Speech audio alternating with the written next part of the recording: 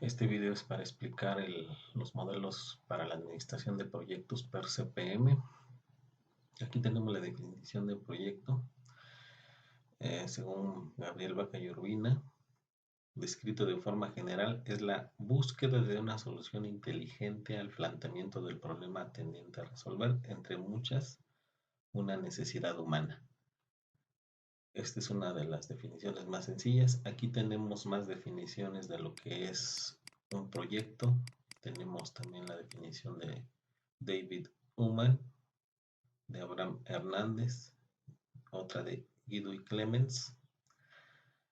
Tenemos en total 5 definiciones. Un proyecto también se puede representar con una gráfica de Gantt, donde se muestran todas las actividades que hay que realizar para elaborar ese proyecto y el tiempo que se va a tardar cada actividad. Entonces esta gráfica de Gantt nos puede mostrar o sirve para planificar y programar tareas a lo largo de un periodo determinado. Es una forma muy fácil de representar un proyecto y verlo gráficamente, todas sus tareas y la duración y secuencia que van a tener cada una de ellas. Y de hecho es la base para poder hacer el método de ruta crítica, que se va a ver más adelante. Aquí tenemos el concepto de administración de proyectos, que es ahí dice que administración de proyectos es una herramienta para los ingenieros y administradores, ya que facilita la selección de proyectos, mejora la administración de los mismos y garantiza que se llevan a término con éxito. La administración de proyectos se refiere tanto a aspectos organizacionales como a los procedimientos de selección de proyectos, programación de proyectos, puesta en marcha de las recomendaciones surgidas del análisis de proyectos, administración de los proyectos individuales y del conjunto total de proyectos. Aquí también se mencionan los beneficios de la administración de los proyectos. Y aquí están todas ellas.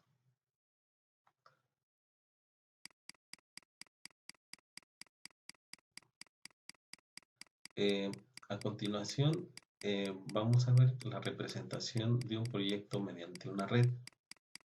Las técnicas de administración de proyectos fueron desarrolladas independientemente por dos equipos de investigadores a mediados de los años 50. DuPont Company creó la primera técnica llamada método de la ruta crítica, CPM, Critical Path Method, para administrar proyectos en los que el tiempo requerido para completar tareas individuales se conocía con cierta certeza.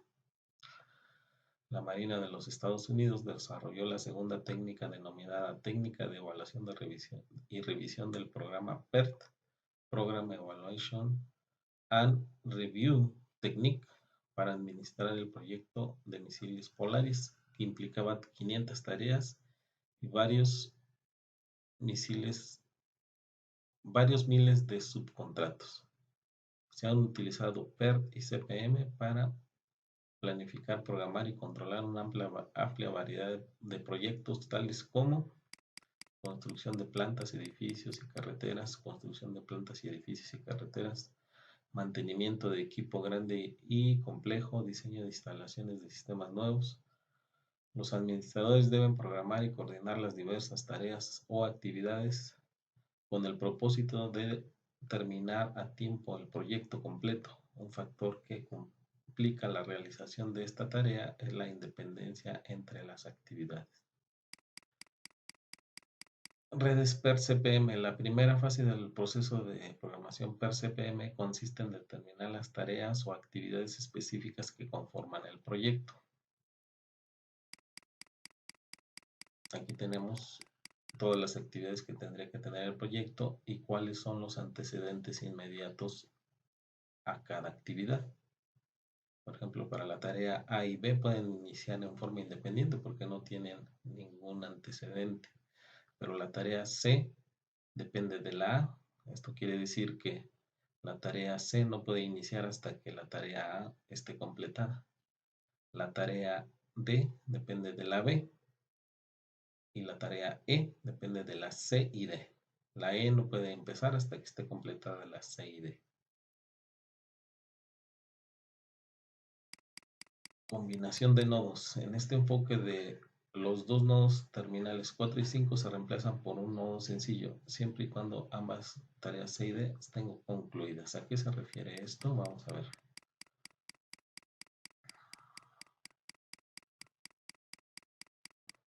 Lo que pasa es de que aquí podemos ver que están las actividades. Cada flecha significa una actividad.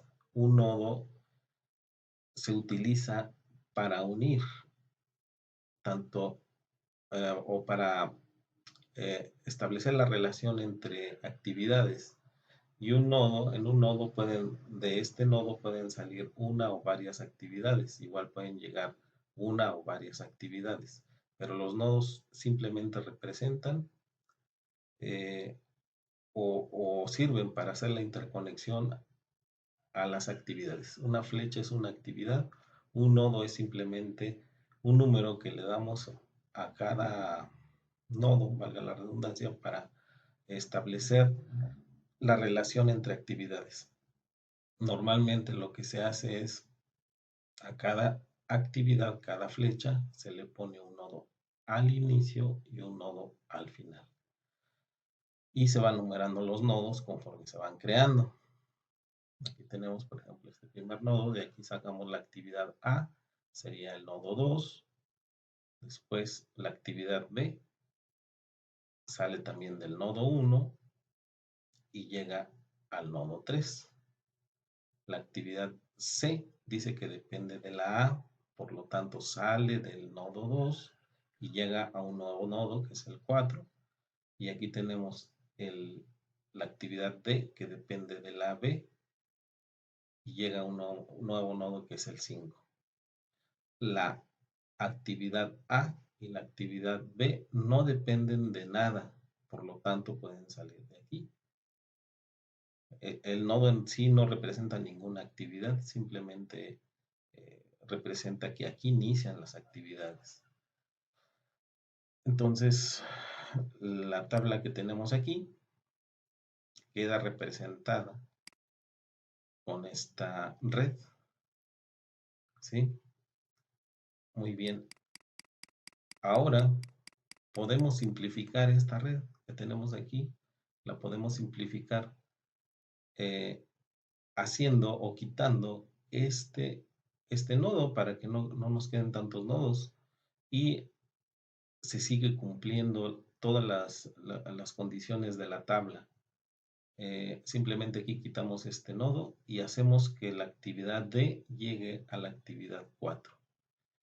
Y como la actividad E depende de la C y la D, entonces ahora hacemos que la actividad E salga del nodo 4 hasta un nuevo nodo que sería el nodo 5. Y de esa forma quedaría de forma más simplificada la red. Ahora, otra posibilidad es utilizar actividades ficticias. Una actividad ficticia simplemente sirve para establecer precedencias entre las actividades. En este caso sería ya no quitar el nodo 5, sino simplemente poner una actividad ficticia que sería con línea interrumpida, pero sirve simplemente para establecer cuál sería la relación entre actividades. Dice que la tabla dice que la actividad E depende de la actividad C, que está antes, y depende de la actividad D, y efectivamente se cumple esa condición. Y esta actividad ficticia simplemente sirve para establecer cuál es la precedencia que debe tener la actividad E.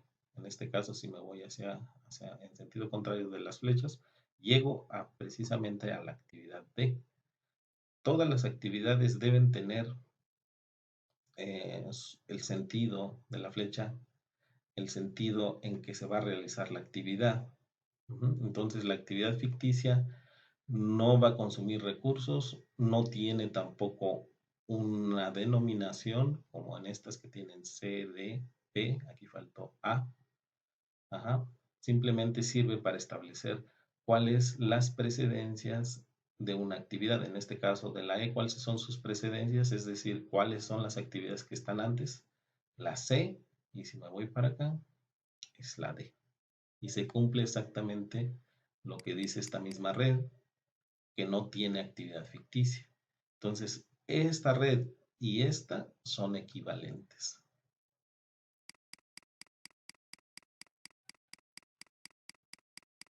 Creación de nodos artificiales. En este caso, esta es otra forma de hacer la misma red. En este caso, este nodo artificial es donde llegan aquí dos actividades ficticias y si nos damos cuenta también esta actividad E, cuáles son sus precedentes, dice que debe empezar hasta que se acabe la actividad C y la D. Entonces, hasta aquí es donde se acaba la actividad C y D. De aquí se sacan dos actividades ficticias, llegan a otro nodo y de aquí se saca la actividad E hasta un nuevo nodo que es la actividad, el fin de la actividad E. Por lo tanto, esta red también es equivalente a las anteriores. Ajá, se cumple que la actividad E inicia hasta que acaba la C y la D. Entonces debemos considerar que por ejemplo, la actividad A inicia aquí, pero termina en el nodo 2. La actividad B inicia aquí, pero termina aquí. La actividad D inicia en el nodo 3, pero termina en el 5. La actividad C inicia en el nodo 2, pero termina en el nodo 4. Entonces, si aquí ya acabó la C y aquí acabó la D, entonces de aquí podemos simplemente establecer las relaciones que existen de la actividad D hacia atrás. Y estas son actividades ficticias, es lo que me permite hacer, me permite saber cuáles son las precedencias de esta actividad, es decir, lo que está hacia atrás. Esta actividad D no puede empezar hasta que la C ya terminó, aquí ya terminó, y la D también aquí ya terminó. Por lo tanto, ya puede iniciar la E. Y va a iniciar a partir de el nodo 6 y termina en el 7. Entonces esta red también es equivalente a las anteriores.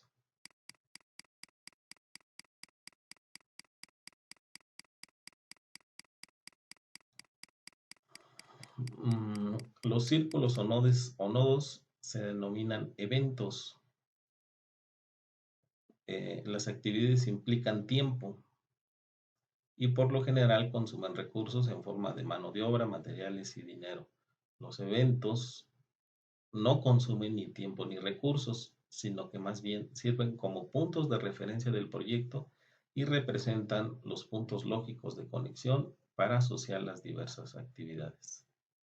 Esta aclaración es muy importante. Bueno, entonces, ¿qué es la ruta crítica?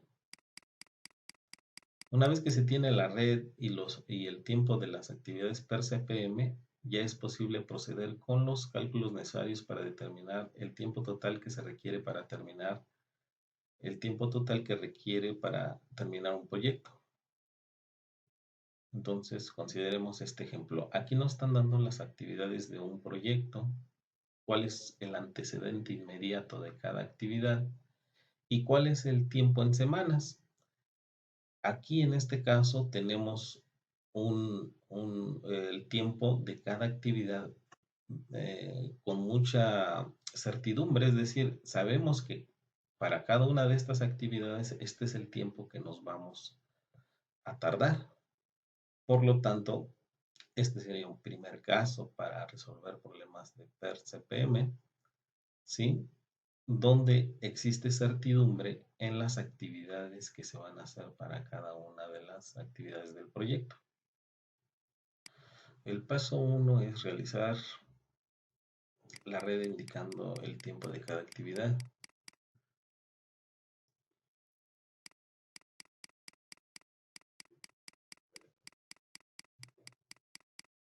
Y aquí está la red. No sería la única forma en que se podría hacer, también se puede hacer con actividades ficticias, pero este caso, así la hicimos. Si lo observamos, esta red cumple con todas los antecedentes que están aquí, ¿sí? Revisémoslo. Voy a poner la tabla y acá podemos ver la red. Aquí tenemos la actividad A, inicia del nodo 1 al 2. La actividad B, que depende de la A, aquí está, B depende de A.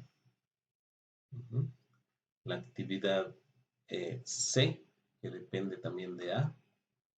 C depende de A. La D depende de C.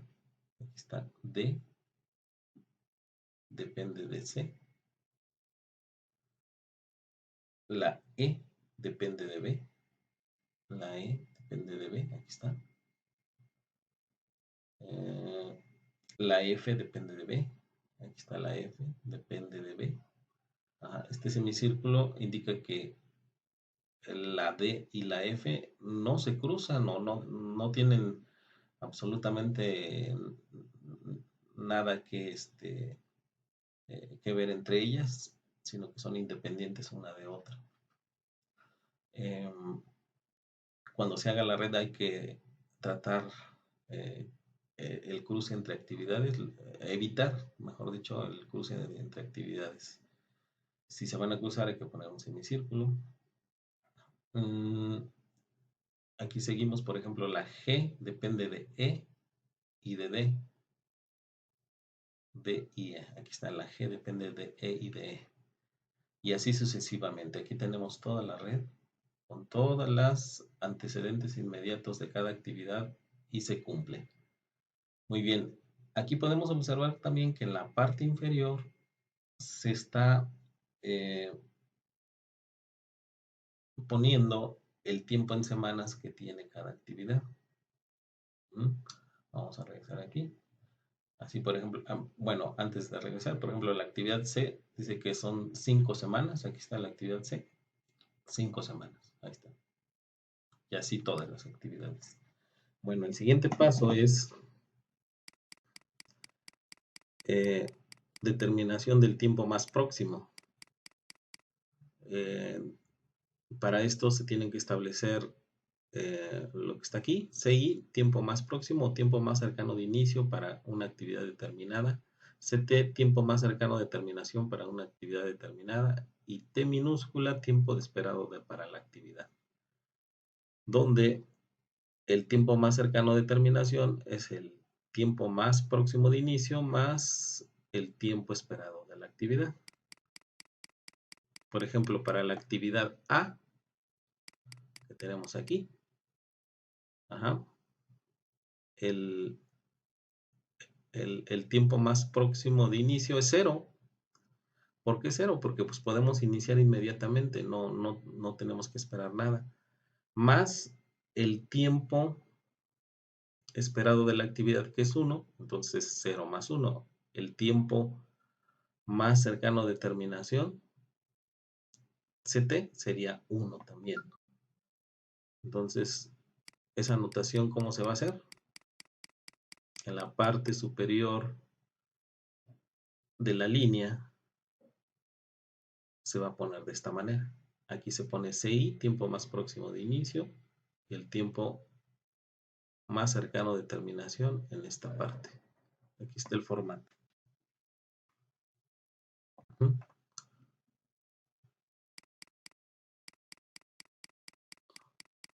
Nada más que hay una regla del tiempo más próximo de inicio. El tiempo más próximo de inicio para una actividad que sale de un nodo determinado es igual al mayor de los tiempos más próximos de terminación de todas las actividades que entran a ese nodo. ¿Cómo podemos ver esto?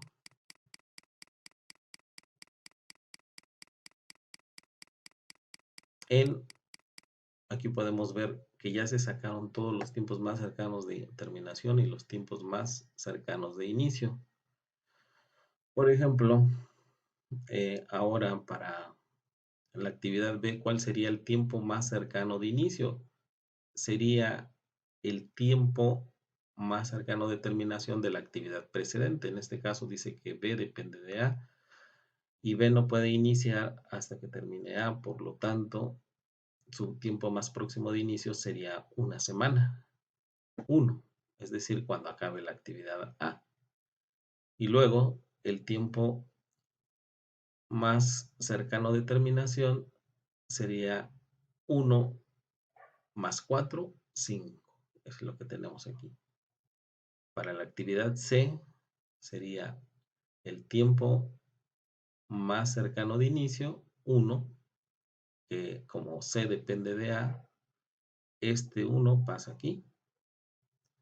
Este 1 más 5 sería 6. Aquí lo tenemos. La actividad D, su tiempo más próximo de inicio es el tiempo más cercano de terminación de la actividad precedente, que es 6. Es este 6 más 1.5, 7.5.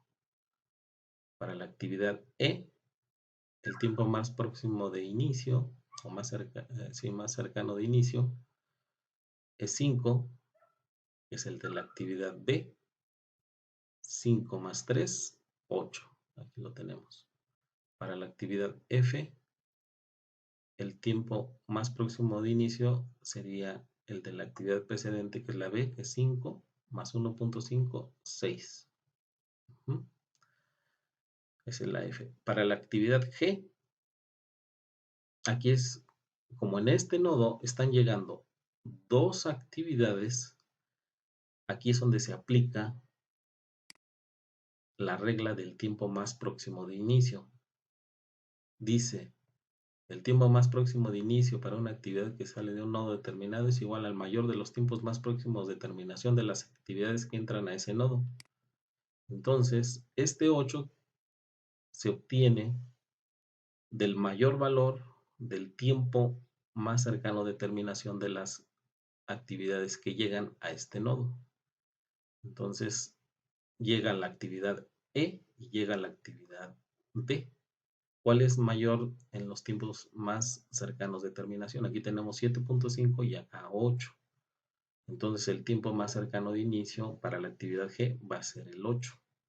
El mayor de los tiempos más cercanos de terminación entre la actividad E y la F, que son los que llegan aquí, el mayor es la 8, por lo tanto aquí se selecciona 8. Es aquí donde se aplica esa regla del tiempo más próximo de inicio. Y así seguimos, aquí también se aplicaría esa regla. Llegan dos actividades a este nodo, una con 7.5 en el tiempo más cercano de terminación y acá 9.5. Por lo tanto, aquí el tiempo más cercano de inicio o más próximo de inicio sería 9.5 más 4, 13.5. Entonces aquí ya nos podemos dar cuenta que este proyecto se acabaría en 13.5 semanas. ¿Sí? En 13.5 semanas sería el tiempo que se acabaría este proyecto. Muy bien, pero aún no terminamos de hacer nuestra red. Ahora necesitamos determinar el tiempo más lejano.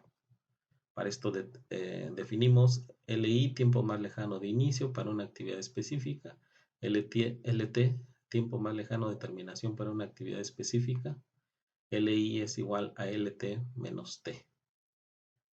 Por ejemplo, la actividad I sería 13.5 menos 4, que es el tiempo que esa actividad es igual a 9.5.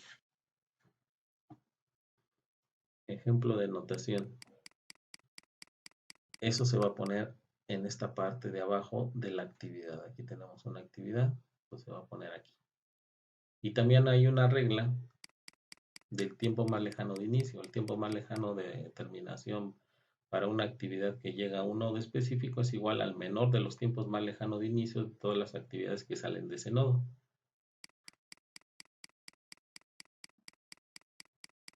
Entonces los tiempos más lejanos de terminación se sacan del final hacia el inicio. Los tiempos más cercanos de de terminación lo sacamos del inicio hacia el final. Ahora los tiempos más lejanos de terminación los vamos a sacar del final hacia el inicio. Entonces aquí empezamos con el tiempo más lejano de terminación, en este caso es 13.5 menos 4, 9.5. Si nos vamos hacia atrás, ahora tenemos el tiempo más lejano de inicio es 9.5 y ese queda en la parte inferior. 9.5 menos 1, 8.5. Con esta actividad también, este 9.5, el tiempo más lejano de inicio, pasa a ser el más lejano de terminación, 9.5 menos 3.5, 6.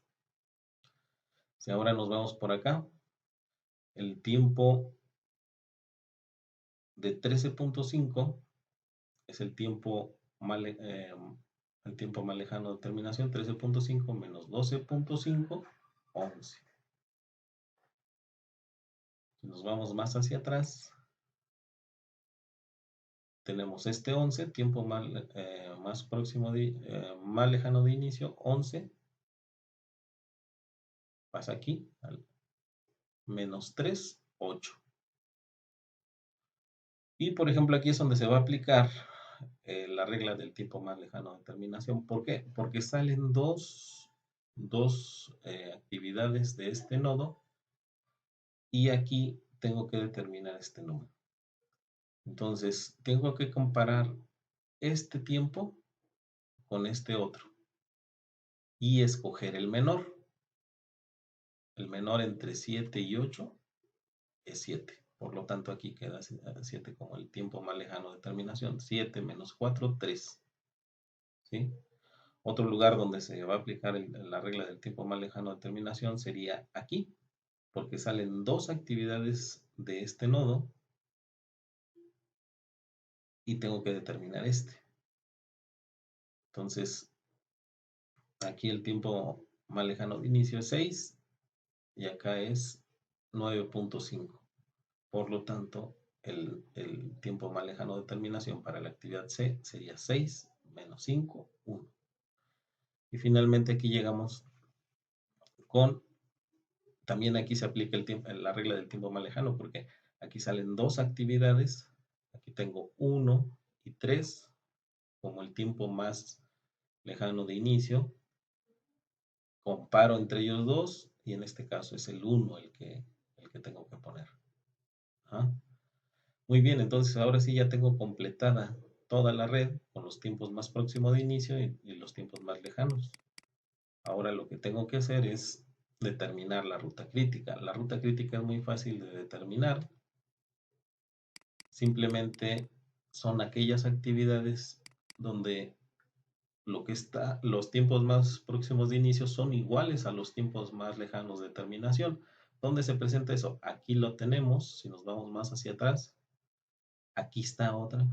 Entonces la ruta crítica va por aquí. Aquí va. Ahora si me voy hacia atrás, aquí está. Y llegamos aquí. O sea que en las actividades A, C, J, I es donde está la ruta crítica. Si nos damos cuenta, en cualquier otra actividad hay diferencias entre los tiempos más próximos de inicio y los tiempos más lejanos de terminación. La ruta crítica es aquí. ¿Qué significa la ruta crítica? Quiere decir que en estas actividades no me puedo atrasar ninguna semana, ningún día, porque de otra forma, si yo me atraso en cualquiera de estas actividades, ya no voy a terminar en 13.5 semanas, sino voy a terminar en más tiempo. Entonces, para eso me sirve identificar la ruta crítica, para evitar atrasarme en el tiempo de terminación del proyecto. Por ejemplo, aquí sí me puedo atrasar. ¿Cuánto me puedo atrasar? Es precisamente la diferencia entre lo que haya entre estas dos o entre estas dos. La diferencia es la misma. Son 3 semanas. Hasta 3 semanas me podría atrasar en la actividad G y no afecto en nada la terminación de 13.5 semanas. Pero si me atraso en cualquier actividad de la ruta crítica, entonces ahí sí voy a afectar la terminación del proyecto. Pero en las actividades donde no hay diferencias entre los tiempos más próximos de inicio y los tiempos más lejanos de terminación, entonces ahí no hay ningún problema. Bueno, lo que se acostumbra a hacer eh, en este tipo de problemas es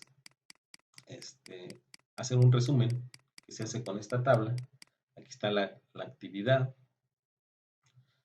aquí están el tiempo más cercano de inicio de cada actividad, el tiempo más lejano, terminación más cercana y la terminación más lejana. Todo esto se saca de la red. Y la holgura simplemente es la diferencia entre el tiempo más lejano de inicio menos el tiempo más próximo de inicio. Esa sería la holgura. Es decir, aquellas actividades donde hay diferencia entre los tiempos más próximos de inicio y los tiempos más lejanos de terminación, que ya lo vimos en la red. Son el tiempo que me puedo atrasar sin afectar la terminación del proyecto de 13.5 semanas. Entonces aquí simplemente se pone dónde sí hay holgura y dónde no. Ajá. Donde dice no, esas son las actividades, perdón, eh, aquí donde dice no, significa que la actividad no es parte de la ruta crítica. Y donde dice sí, pues son las actividades que sí son parte de la ruta crítica. Entonces, aquí, por ejemplo, son las actividades de la ruta crítica. ACJI, como habíamos dicho aquí. ACJI. Y aquí en la tabla sería AC. Así la tabla termina hasta acá. AC, I y J. Aquí están. Y son partes de la ruta crítica. La tabla termina hasta acá. ¿Sí? Entonces, aquí me dice qué actividades están en la ruta crítica y quiénes no. Muy bien, entonces lo que hay que hacer es el ejercicio que está aquí con todas estas actividades. Hasta aquí el video.